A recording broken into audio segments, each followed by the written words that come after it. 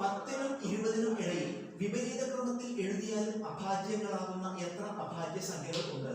10നും 20നും ഇടയ്ക്കുള്ള അഭാജ്യ സംഖ്യകൾ എഴുതുക. 10നും 20നും ഇടയ്ക്കുള്ള പ്രൈം നമ്പേഴ്സ് എഴുതുക. 11, 13, 17, 19. 10നും 20നും ഇടയ്ക്ക് ഈ 4 എണ്ണമാണ് പ്രൈം നമ്പേഴ്സ്, അഭാജ്യ സംഖ്യകൾ. ചോദ്യത്തിൽ പറയുന്നത് ഇതിനെ വിപരീത ക്രമത്തിൽ എഴുതുക, അതായത് അക്കങ്ങൾ പരസ്പരം മാറ്റി എഴുതുക. അപ്പം അക്കങ്ങൾ പരസ്പരം മാറ്റി എഴുതുമ്പോൾ 11നെ അക്കങ്ങൾ പരസ്പരം മാറ്റി എഴുതിയ 11 വരും, 13 തിരിച്ചെഴുതിയ 31 വരും, 17 തിരിച്ചെഴുതിയ 71 വരും, 19 തിരിച്ചെഴുതിയ 91 വരും.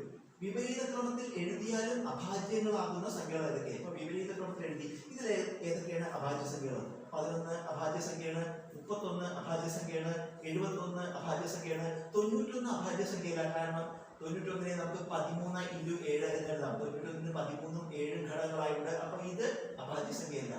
അപ്പോ 10നും 20നും ഇടയ്ക്ക് വിപരീത ക്രമത്തിൽ എഴുതിയാലും അഭാജ്യങ്ങളാകുന്ന സംഖ്യകൾ ഏതൊക്കെയാണ്? 11